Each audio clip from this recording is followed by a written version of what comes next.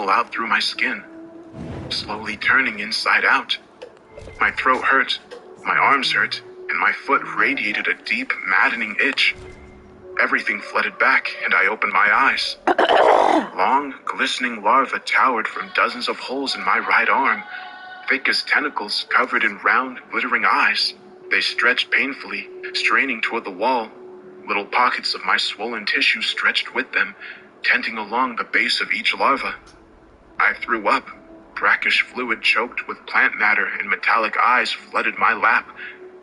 I kicked away, then shrieked as something shifted inside my heel. It felt like a snake, coiling and sliding through itself. My shoe shifted as something pushed it off, tickling my arch as it fell away. The parasite snaked out of my foot, rough edges scraping the skin of my heel. A sparkling serpent reared up like a cobra. Rippling fins propelled its narrow body upward. Bright blue eyes glittered from its sides, glinting like crystals in the dimness.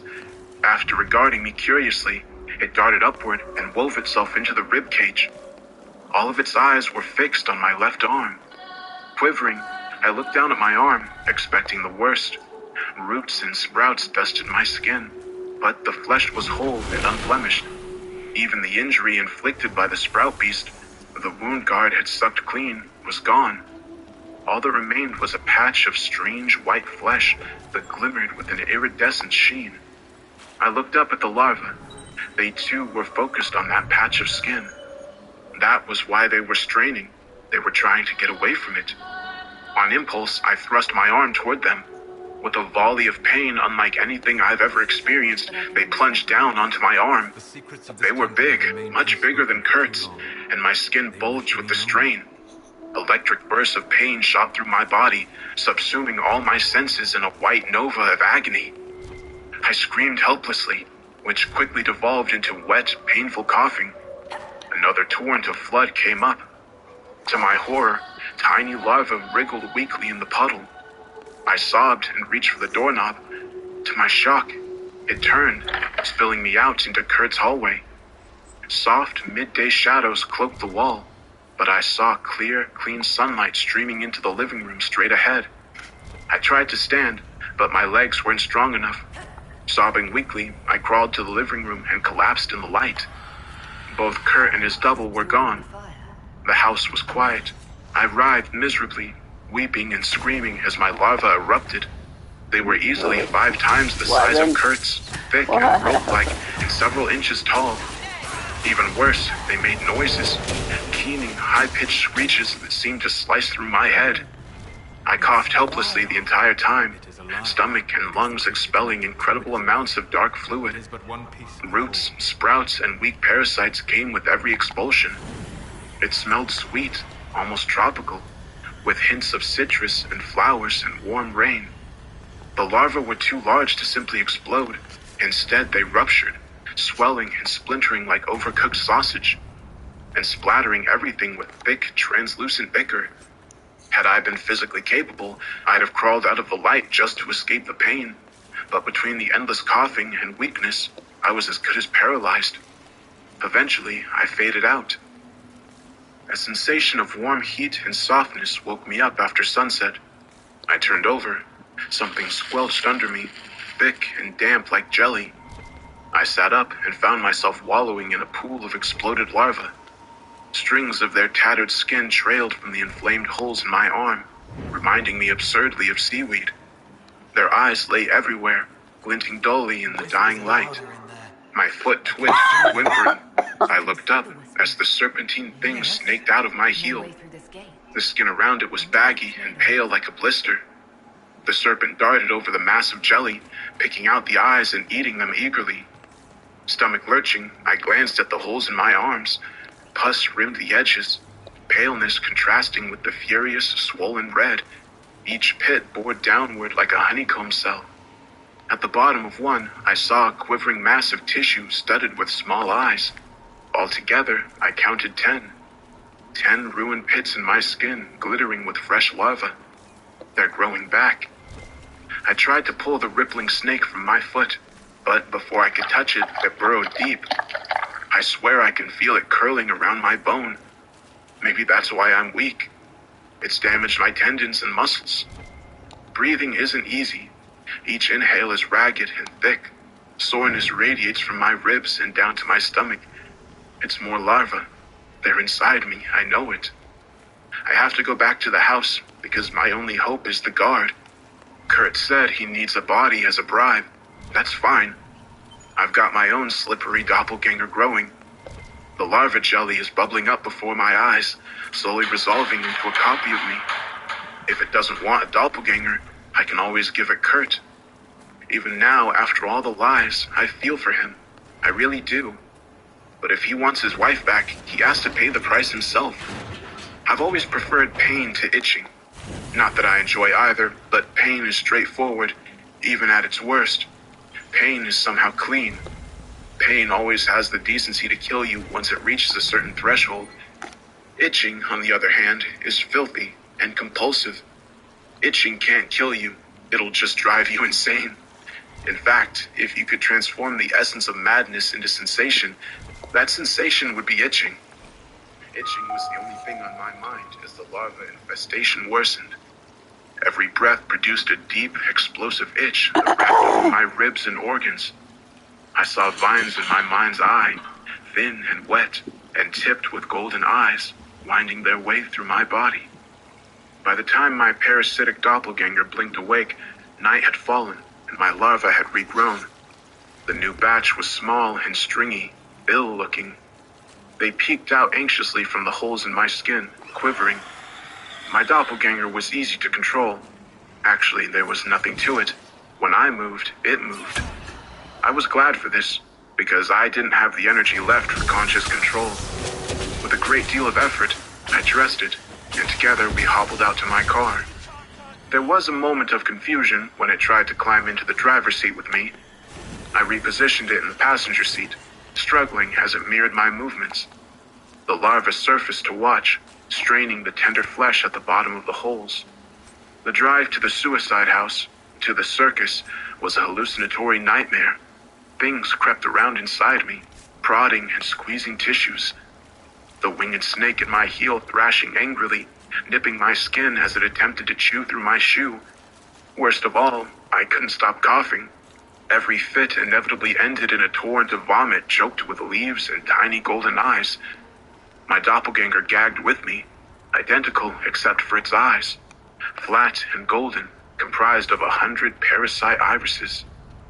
After what felt like eternity, I reached the circus and led my doppelganger inside. The living room had transformed into a grove. Vines and glowing flowers covered every surface.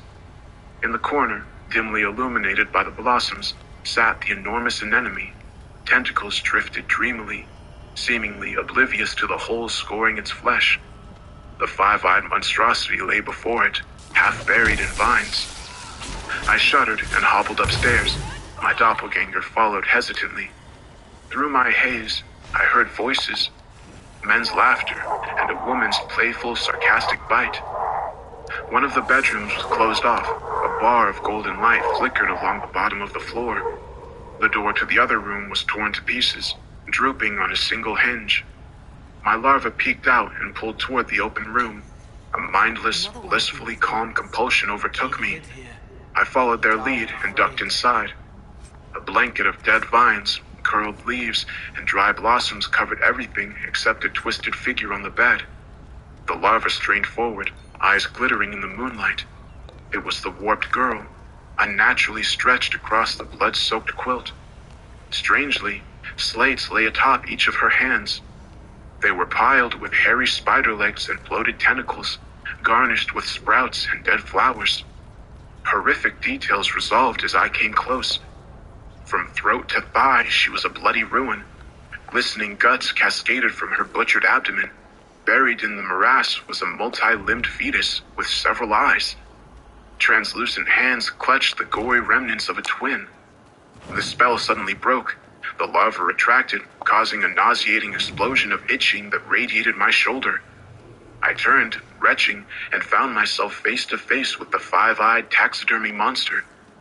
It loped past me and lunged, plunging long, thick fingers into my parasite's doppelganger's throat. Thick ichor spurted the blood from an artery and it collapsed. The serpent in my heel quivered. My knees gave out, and I slid helplessly to the floor. The five-eyed monstrosity approached and knelt before me. To my shock, it spoke. In all their forms, the parasites overtake and ruin your mind. Its voice was low and liquid. Lips rolled above its vast mouth, the way grass ripples in the wind. So, ruined minds make our doors. It touched my intact arm, the one the long-haired guardian had sucked clean. The unusually pale skin glimmered faintly. But he chose the one in you. It wrapped, cold, puffy fingers circled my head. The face was sharp and oddly refreshing. My mind suddenly felt clear. The larva in my arm shuddered. The caretaker will clean you again. Find him. You just want me to trade places with it? Painful hysteria built in my chest. Something like pity crossed his face. The caretaker captures and releases charges at will. You were released once. You will be released again, though the vines will otherwise. Its eyes skated over my honeycombed arm. Your friend, the madman, wants you to take the caretaker's place so that you will release his wife. He will confront you. He surrendered to the vines. You may not recognize him. It looked meaningfully at the warped woman. She did not. Hysteria and horror continued to build, twinging together like the vines. Go, or I will make a door from you. I tore into the hall, past the room where men laughed and pipes echoed, into the taxidermy room. The specimen cases were broken and empty. No taxidermy creatures remained, and the paintings showed only empty backdrops. Forests and beaches, rocky canyons and golden fields, luxurious bedchambers and blood-stained dungeons. In the center hung the familiar moonlit landscape. I ran through, gasping as deep cold settled over me like a blanket. That familiar, wordless song, beautiful yet so very close, echoed over the plains. I veered toward the slope. The pyramid came into view, a cubist masterpiece of blinding silver and unfathomable darkness. Low veils of clouds clung to the top like a gathering storm. Itching ran along my bones as larvae shifted. I hurtled towards the labyrinth, dodging thorny vines and treacherous burrows half hidden in the brittle grass. My intact arm glimmered strangely on my periphery, milky and too smooth. It frightened me in a way even the larva could not. I sped up, grimly ignoring the serpent writhing in my foot. Pale light guided me to the labyrinth's entrance. As I approached, I heard a low, resounding thrum. The ground vibrated, and a chorus of horns echoed through the night. To my shock, glittering beetles erupted near my feet and flooded across the grass. Other creatures followed, antlered hogs and primordial cats, giant toads, tiny foxes with billowing clusters of tails, and more. So much more, all running away from the pyramid. I reached the entrance just as a pack of long, low wolves with tusks and bulbous eyes bolted past. 6 winding paths flanked a marbled promenade that led directly to the pyramid. Horns and wordless wailing echoed off the black walls. The larvae in my arm peeked out of their burrows. I fought the urge to rip them out. The pain, I knew, would make me black out, and marched forward. More paths sprung off the promenade, narrow and impenetrably dark. I hurried past, refusing to look lest I find something staring back at me. A tall, perfectly rectangular opening loomed ahead. Glimmering steps led to the entrance. I slowed to a halt at the base of the stairs. For a paralyzing moment, I thought about turning back. This was, I thought, the very last thing I wanted to do. At that moment, the serpent in my heel convulsed, sending bright electric pain coursing through my leg. It was an apt, perfectly timed reminder that actually, dying of an alien parasite infestation was the last thing I wanted to do. So I went inside. Soft, smoky incense enveloped me, along with almost debilitating heat. Vines and flowers crawled up the walls alongside veins of polished ore. Blossom and mineral glowed dimly, illuminating a septet of enormous images on the antechamber wall. 5 I recognized: a bull, a locust, a malformed wolf, a breathtakingly beautiful person that could have been man or woman, and a golden dragon. 2 I had trouble with: a hideously proportioned human with wings, no eyes and 3 mouths, and a creature with a shape I couldn't quite comprehend, whose flesh glimmered with mad arrays of stars. A sharp chorus of laughter echoed through the chamber, indulgent and somehow cruel, followed by a bone-rattling roar. I spun around anxiously, looking for a door, but only saw another set of 7 images behind me. The laughter grew abruptly, both in volume and glee. My arm itched, my feet ached, and a terrible pulsating pressure built in my chest. Breathing suddenly became impossible. A moment later, I felt it, long and wet, slithering up my throat. I gagged, tongue rolling back and touching the tip of a vine. Those strange, towering images swam before my eyes. Dreamily, I realized it wasn't laughter I was hearing, but screaming, punctuated with a chilling, inhuman bellow. I collapsed, painfully aware of the serpent shifting in my flesh. Everything blurred together, soft and almost beautiful, as vines and larvae erupted from my throat. Tiny eyes and wet vines and larvae erupted from my throat. Tiny eyes and wet vines and larvae erupted from my throat. Tiny eyes and wet vines and larvae erupted from my throat.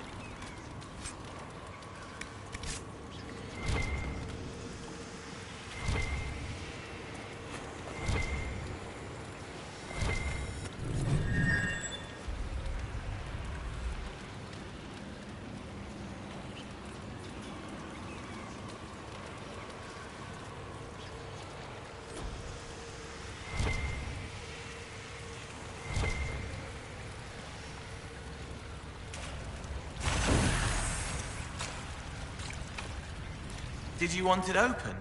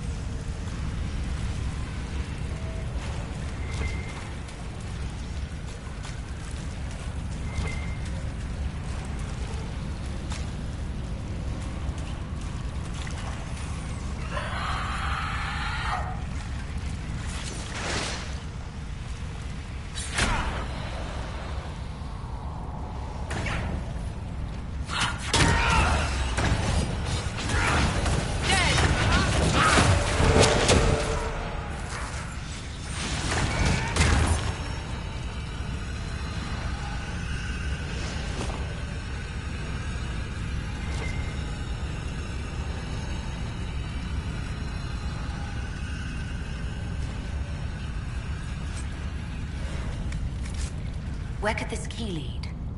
One of the passages back in the ritual area, perhaps.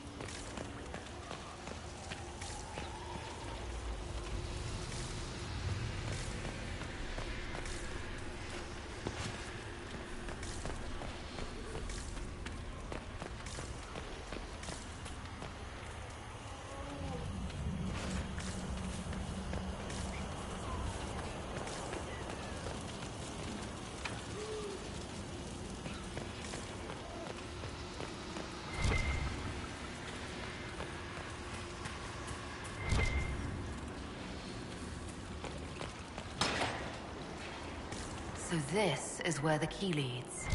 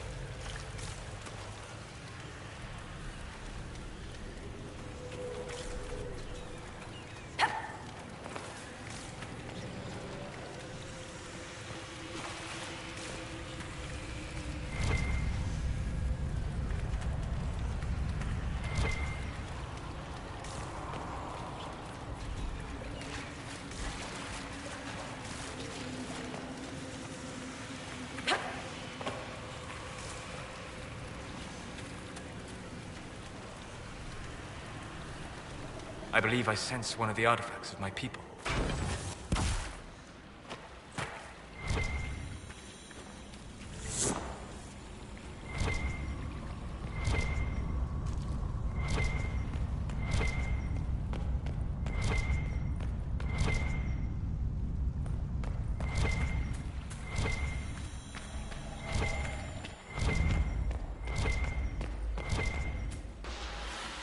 swords are working.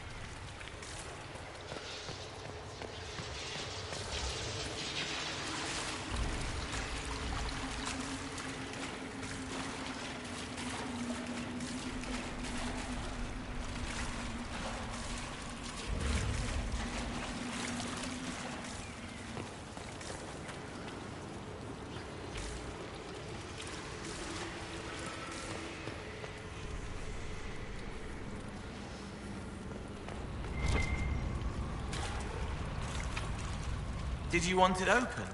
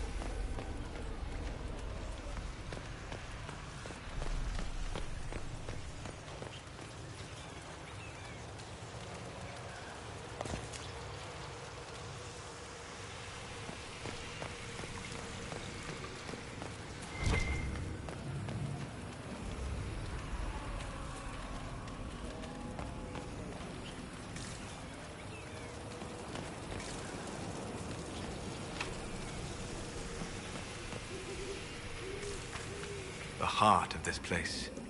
Here is where the ancient rituals and prayers took place.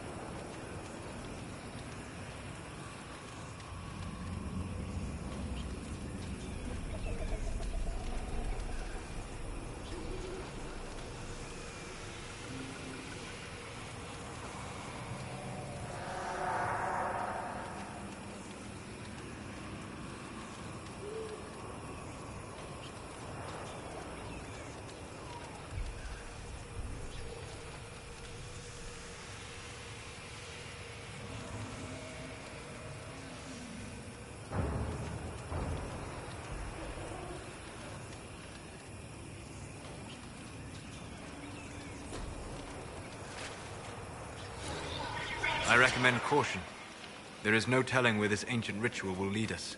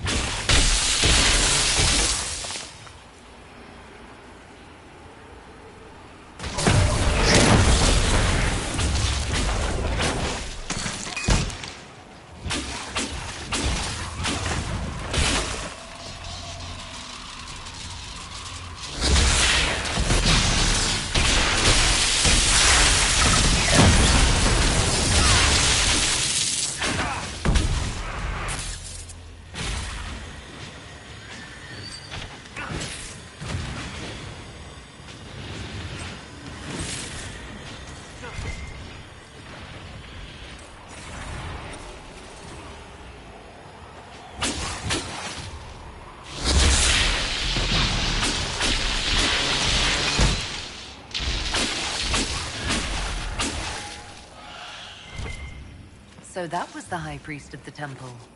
Imprisoned in silence and despair by his own followers. A sad legacy.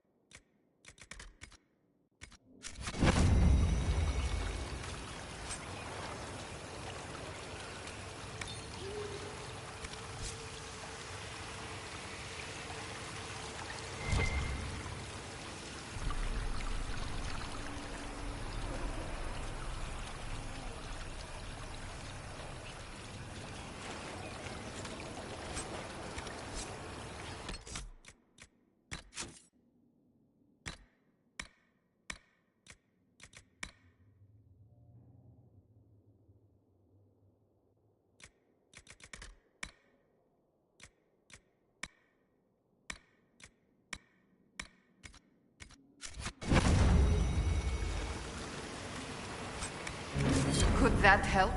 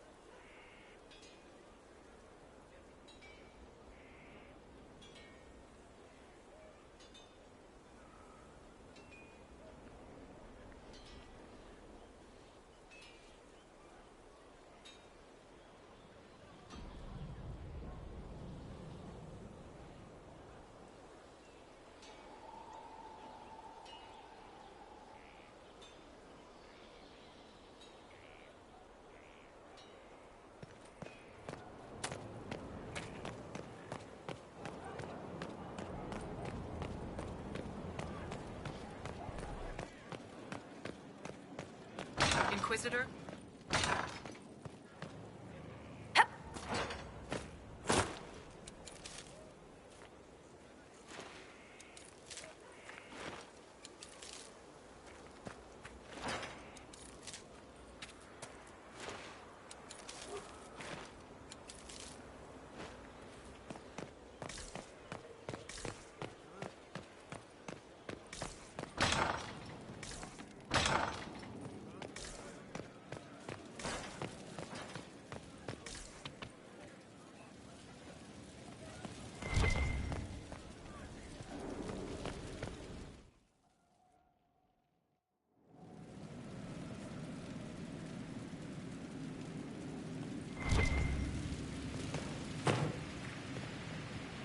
nice.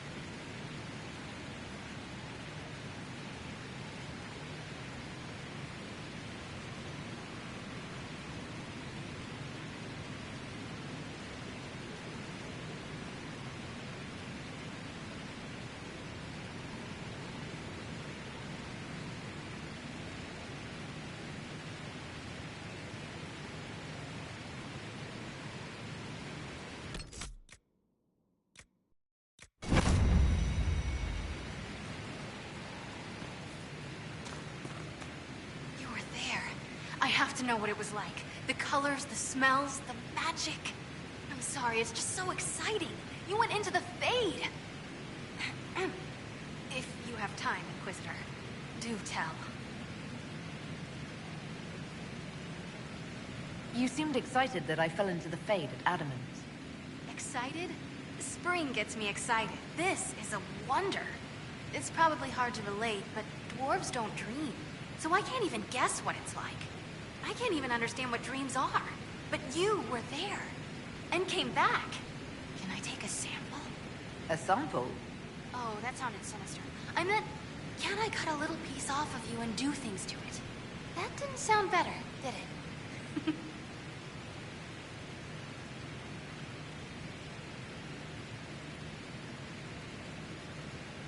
You're after something. What is it? I don't even know. There's this feeling, you know? You don't know. But I will. Your people cleaned you up after your fall. I wonder if anything is left. So much to think about.